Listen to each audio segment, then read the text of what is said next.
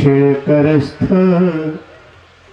चक्र की कठोर ठोकर से जल सूर्य ग्राह की समस्त शक्ति खो गई। वाम कर कंज पे संभाला है करीस पद, देखते ही विधि शंभु की भी मति खो गई। पीत पट से अगोचते हैं पोछते हैं बिंदु, शोभा अनुराग उर यह बीज बो गई। मानो ब्रजराज कहते हो प्यारे गजराज, क्षमा करो टेर सुनने में देर हो गई। श्री शुकदेव जी महाराज राजा परीक्षित कहते, राजन ऐसे भगवान से प्रेम करो, ऐसे भगवान से तार जोड़ लो। आप सब भाग्यशाली हैं, आपकी माताएं धन्य हैं, पिता धन्य हैं जो ऐसे बेटा बेटी को जन्म दिए और आपको इस योग्य बनाए। इस आत्मचर्चा संसार से पार जाने वाली, संसार सागर से पार जाने वाली ये भागवत कथा का श्रवण करने आप आए हैं। भारी संख्या में हमारे ये भक्तजन जो जगह ना होने के कारण खड़े होकर के सुने, इनको खूब आशीर्वाद, क्योंकि बैठ करके सुनने में तो ठीक है, थोड़ा कष्ट उठा करके तब ये कथा सुनने में दो फल मिलता है। एक तो तपस्या मानी जाती, दूसरा कथा का फल, दो फल दर। तो जगह अब नहीं है कि कहीं बैठ जाए, पंडाल बढ़ाया नहीं जा सकता, जहाँ है आपको शक्ति मिले, आशीर्वाद है।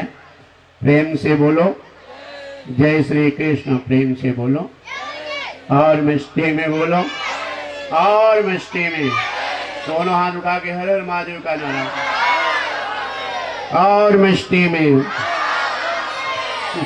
और मस्ती में।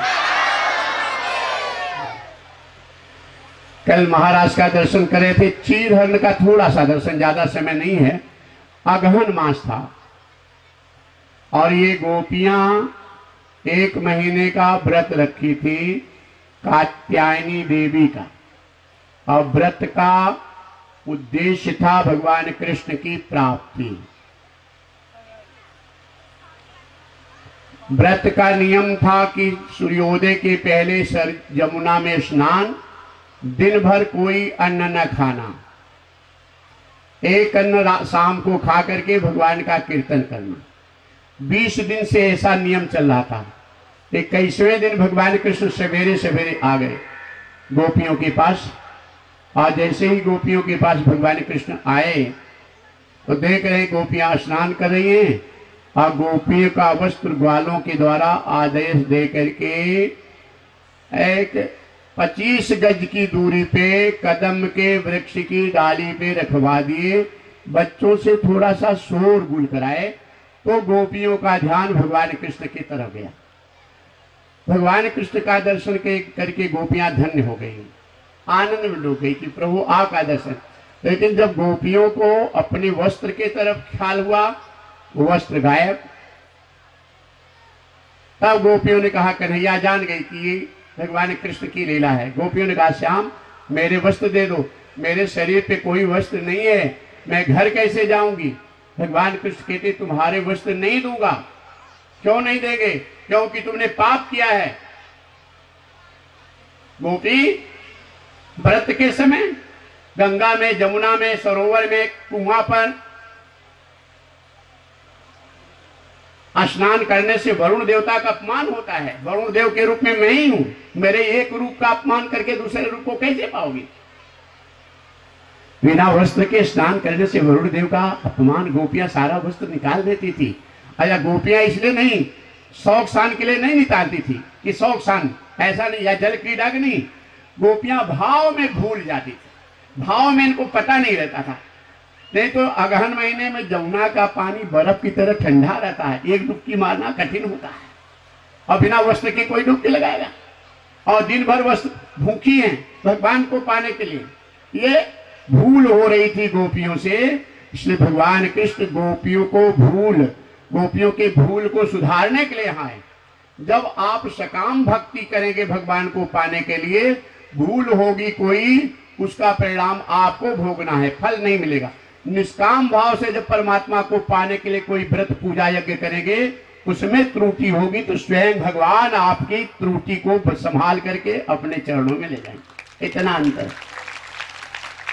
ये गोपियां निष्काम भाव से पूजा करेगी प्रभु को पाने के लिए।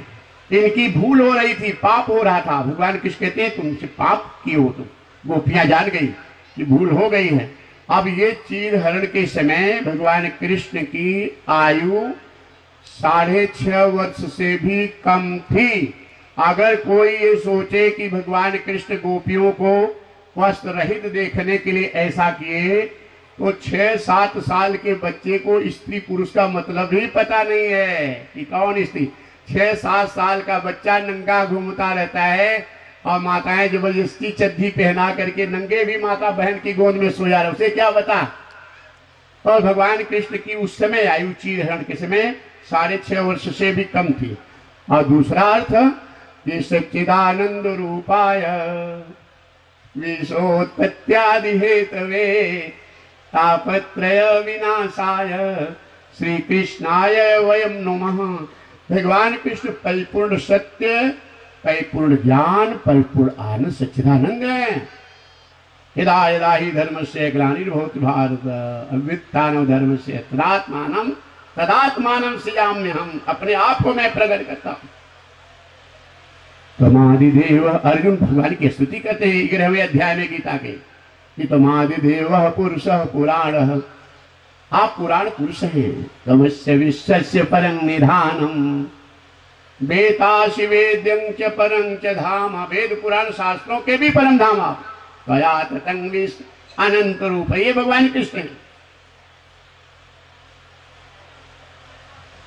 भूमिरापो अनलो वायु खंगमनो बुद्धिरयोच अहंकार इति में भिन्ना प्रकृति अश्रद्धा। भगवान कृष्ण कहते अर्जुन पृथ्वी आकाश वायु अग्नि जल मन बुद्धि अहंकार ये मेरी 8 जड़ प्रकृतियां हैं। अपरेयंग प्रकृति विद्धि में पराम जीव भूतांग महाबाहो ये दंधारिते जगत।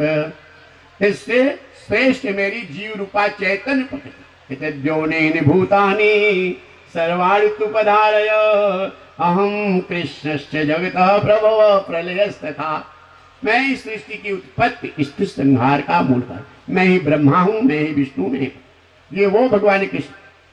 गोपियों को क्या देखे हम? आत्मा गुड़ा के सर्वभूता सही स्थिता।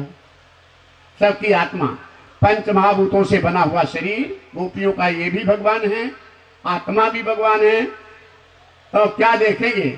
तो ये बात बिल्कुल नहीं। और ये मोक्ष की कथा, सारे वेद शास्त्र पुराणों का सार, वेद रूपी कल उसकी अमृत ये भागवत।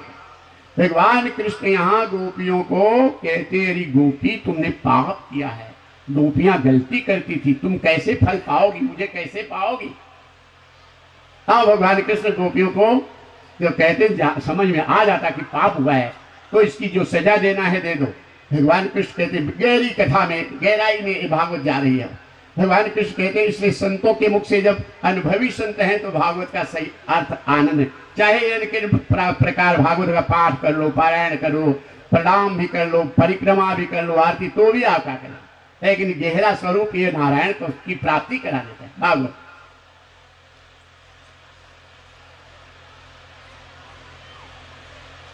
भगवान कृष्ण के लिए गोपी, जब गोपियों ने कहा जो चाहिए सजा दे दो, हमारे वस्त्र दे दो, भगवान कृष्ण कहे तुम्हारी सजा है तुम निकल करके अपने वस्त्र ले लो, वो सामने वस्त्र है ले लो अपने। गोपियां निकलती हैं, एक हाथ से जन्म देने वाली जनेन्द्रिय और दूसरे हाथ से मल त्याग करने वाली मलेंद्री को दोनों हाथ से ढक करके झुक के भगवान कृष्ण के आगे खड़ी होती हैं। मेरे वस्त्र दे दो। भगवान कृष्ण कहते हैं हाथ जोड़ो, यही समझना, हाथ जोड़ो अर्थात हे गोपी तुम शरीर नहीं हो, तुम आत्मा हो। जब तक देह भाव रहेगा तब तक मुझे नहीं पाओगी। मुझे पाना है ये हाड़ मांस के शरीर की ममता को त्यागो, इस अहम भाव को त्यागो। देह रूपी मैं जब तक रहेगा तब तक परमात्मा रूपी मैं नहीं मिलेगी।